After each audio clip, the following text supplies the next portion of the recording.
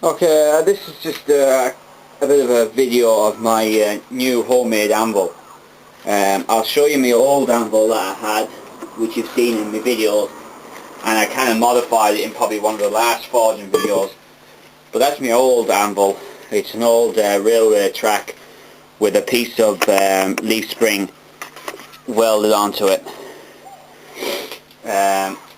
It's just a large gauge track, and not that long, only probably maybe a week ago, maybe 2 weeks ago, I welded this hammerhead onto it for the likes of putting tapers onto blades, which I got the idea from some video I've seen on YouTube where they had this round piece of steel at the side of the anvil that was made.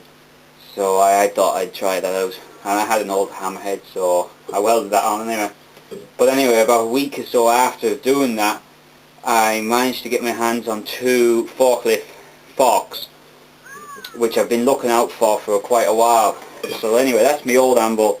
That probably weighs about 10-15 pounds tops, if that. This one is my new one, of course, as I've already said. This one weighs 60 kg, or that's 133 pounds. Basically, because I had 2 of these forklift forks, I cut them all up into usable bits. Now I've still got 2 bits of the actual forks left.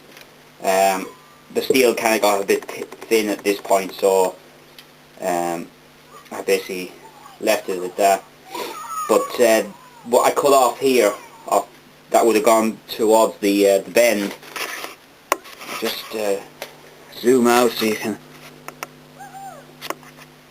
Where it would have gone off to the bend and then up to where it would bracket on. The two bits I cut off there, I welded together for the base. So there's 2 bits there. I'll spin this round here. Now I've it all painted black, but these 2 bits here are welded together, and then the 2 upright bits which would get bracketed onto the forklift truck, I cut those bits in half, cut the bracket bits off. So there's one of the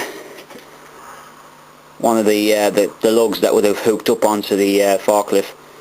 I cut them off with my oxypropane set, and the other side there was another one on there that was over this side. Just zoom out again. There was another one of those clamp yokes here, and I cut that off and filed it smooth because I wanted this bent piece here, and then because the other one, this piece here, was the same as that, and I cut the bent bit off, which you can see here. That's the bend bit that would have been on the end of that there. Basically just welded it all up together, and nice and solid. And there's a really good. You wouldn't hold the hammer down when you hit it onto the anvil, where the other one. Let's make sure this is still in focus.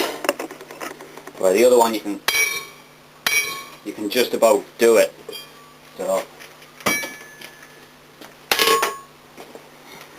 that's pretty much it. That's my anvil, and I'm hoping to this next week or this weekend to start forging some knives and finish off a cleaver for my mother, and that's about it really. So I welded on 2-inch bracket flat plate, welded them onto the base, bent them round, put screws into it. It's the same on the other side, it goes right under the anvil. So anyway, that's my new homemade anvil, and that's the wooden blocks I have to hold it on. So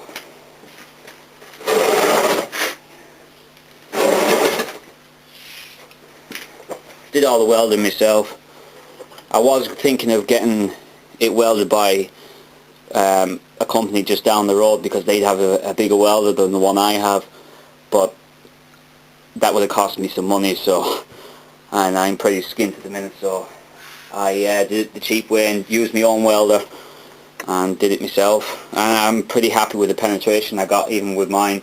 I just used a 3.2mm rod and turned the amps right up, the maximum amps. It was 130 amps I think it was, and it's a DC inverter welder, so I got pretty good weld on it, so I'm happy enough.